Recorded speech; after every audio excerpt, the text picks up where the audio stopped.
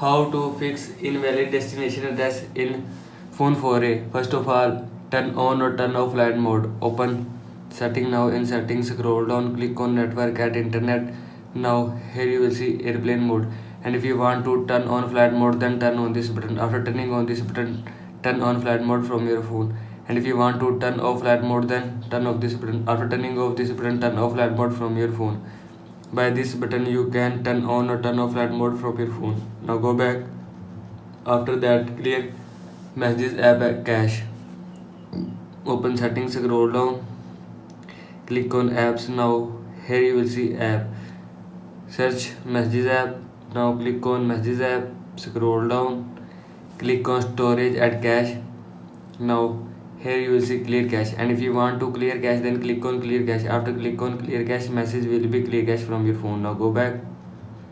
After that, reset network setting. Open setting, scroll down, click on system, click on reset option, click on reset mobile network setting, and click on reset setting. After click on reset setting, mobile network setting will be reset from your phone. This is how you can fix invalid destination address in phone 4A. I hope so you like this video, and thanks for watching this video.